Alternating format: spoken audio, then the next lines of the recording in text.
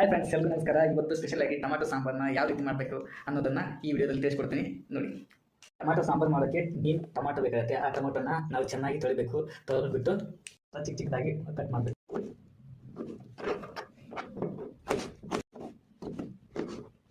ಅದು ಕೂಡ ಬೇಕಾಗುತ್ತೆ. ಬೆಳ್ಳುಳ್ಳಿನ ಚೆನ್ನಾಗಿ ಕೊಡಬೇಕು. ಸಣ್ಣಗೆ ಹೆಚ್ಚಿರುವಂಥ ಬೆಳ್ಳುಳ್ಳಿ, ಸ್ವಲ್ಪ ಕೊತ್ತಂಬರಿ ಸೊಪ್ಪು ಕೂಡ ಬೇಕಾಗುತ್ತೆ. ಇವು ಆ್ಯಕ್ಚುಲಿ ಹಸಿದಾಗಿದ್ದರೆ ಇನ್ನೂ ಚೆನ್ನಾಗಿರುತ್ತೆ. ನಮ್ಮ ಹತ್ರ ಹಸಿದಿಲ್ಲ, 20% ಒಣದಿದೆ, ಪರವಾಗಿಲ್ಲ, ಇದರಿಂದ ಮಾಡ್ಬೋದು. ಮೊದಲಿಗೆ ಒಂದು ಕರೆಂಟ್ ಹೊರಬೇಕು. ಅದರಲ್ಲಿ ಸ್ವಲ್ಪ ಒಳ್ಳೆಣ್ಣೆ ಹಾಕಬೇಕು. ಸ್ವಲ್ಪ ಬಿಸಿ ಆದ ನಂತರ ಅದಕ್ಕೆ ಸ್ವಲ್ಪ ಸಾಸಿವೆನ ಹಾಕಬೇಕು. ಸ್ವಲ್ಪ ಜೀರಿಗೆಯನ್ನು ಹಾಕಬೇಕು.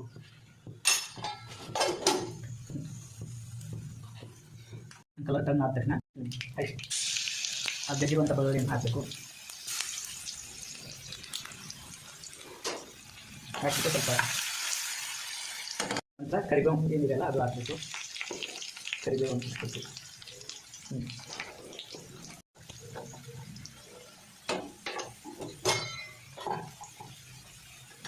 ನಂತರ ಸ್ವಲ್ಪ ಅರಿಶಿಣ,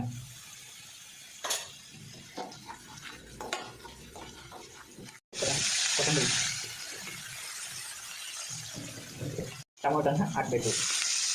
ಹಾಕಿಬಿಟ್ಟು ಟೊಮೊಟೊನ ಅಲ್ಲೇ ಸ್ವಲ್ಪ ಚೆನ್ನಾಗಿ ಎಣ್ಣೆಯಲ್ಲಿ ಚೆನ್ನಾಗಿ ಕರಿಬೇಕು.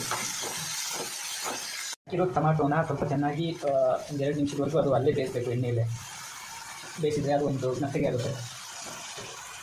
ಅವರಿಗೆ ಇದು ಅದರ ಮೇಲೆ ಒಂದು ಪ್ಲೇಟನ್ನು ಮುಚ್ಚಬೇಕು. ಚೆಕ್ ಮಾಡ್ತಾ ಇರಬೇಕು, ನೋಡಬೇಕು. ಟೊಮಾಟೊ ಚೆನ್ನಾಗಿ ಕುದ್ದ ನಂತರ, ಅಂದರೆ ಬೇಯ್ದ ನಂತರ, ಮೆತ್ತಗಾದ ನಂತರ ಸ್ವಲ್ಪ ಖಾರ ಹಾಕಬೇಕು. ಅದ್ರ ಇದಕ್ಕೆ ತಕ್ಕಂತೆ ಟೊಮಾಟೊ ನಮಗೆ ಎಷ್ಟು ಸಾಂಬಾರು ಬೇಕು ಅದ್ರ ತಕ್ಕಂತೆ, ರುಚಿಗೆ ತಕ್ಕಂತೆ ಖಾರನ ಹಾಕಬೇಕು.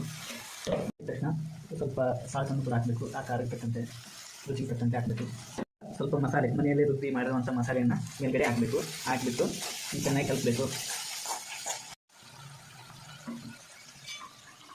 ಟೊಮಾಟೊ ಚಟ್ನಿ ಮಾಡ್ತೀವಲ್ಲ, ಆ ರೀತಿ ಇದನ್ನ ಚೆನ್ನಾಗಿ ಬೇಯಿಸಬೇಕು. ಚೆನ್ನಾಗಿ ಮೃದುವಾಗಿ ಮಾಡಬೇಕು. ಈ ಥರ ಸ್ಪೂನಿಂದ ಮಾಡಬೇಕಾಗುತ್ತೆ. ಯಾಕಂದರೆ ಅದು ಬೇಗ ಆಗುತ್ತೆ. ಸ್ಪೂನಿಂದ ಮಾಡಿದರೆ ಸ್ವಲ್ಪ ಬೇಗ ಆಗುತ್ತೆ. ಆ ಥರ ಮಾಡಿದಾಗಲೂ ಕೂಡ ಮತ್ತೆ 1-2 ನಿಮಿಷ ಮೇಲೆ ಮುಚ್ಚಬೇಕಾಗುತ್ತೆ. ಯಾಕಂದರೆ ನೋಡಿ, ಯಾಕಂದರೆ ಟೊಮಾಟೊ ಎಷ್ಟು ಚೆನ್ನಾಗಿ ಮೃದು ಆಗುತ್ತೆ ಅಂದರೆ ಅಷ್ಟು ಟೇಸ್ಟಿ ಅದು ಹೊರಗಡೆ ಬರುತ್ತೆ. ಅಷ್ಟು ಚೆನ್ನಾಗಿರುತ್ತೆ. ಅಂದರೆ ಸಾಂಬಾರು ಕೂಡ ಅಷ್ಟು ಟೇಸ್ಟಿಯಾಗಿ ಆಗುತ್ತೆ. ತುಂಬ ಮೃದು ಆಗಬೇಕು. ಎಷ್ಟು ಮೃದು ಆಗಿದೆ ನೋಡಿ, ಇನ್ನೂ ಅದಕ್ಕಿಂತ ಚೆನ್ನಾಗಿ ಮೃದು ಆಗುವವರೆಗೂ ನಾವು ಇದು ಮಾಡಬೇಕು. ಇದನ್ನು ಟೊಮಾಟೋನ ಕುದಿಸೋಕ್ಕಂತ ಮಿನಿಮಮ್ 4-5 ಮಿನಿಟ್ಸ್ ತೊಗೊಳ್ಳೇಬೇಕಾಗುತ್ತೆ. ಅದು ಎಣ್ಣೆಯಲ್ಲೇ ಕುದಿಸ್ಬೇಕು. ಏನು ಟೊಮಾಟೊ ಅಂತ ಸ್ಮೆಲ್ ಬರ್ತಾ ಇದೆ. ಟೊಮಾಟೊ ಚೆನ್ನಾಗಿ ಬೇಯ್ದಾದ ನಂತರ, ಚೆನ್ನಾಗಿ ಮೃದು ಆದ ನಂತರ ಅದಕ್ಕೆ ತಕ್ಕಂತೆ ನೀರನ್ನು ಹಾಕಬೇಕು. ಟೊಮಾಟೊ ಎಷ್ಟಿದೆ ಅಂದರೆ ಅದಕ್ಕೆ ತಕ್ಕಂತೆ ನೀರನ್ನು ಹಾಕಬೇಕು. ನೀರನ್ನು ಹಾಕಬೇಕು, ಆದರೆ ನೀರು ಅತಿಯಾಗಿ ಮಾಡಬಾರ್ದು, ಅಷ್ಟೇ ಮೀಡಿಯಮ್ ಆಗಿ.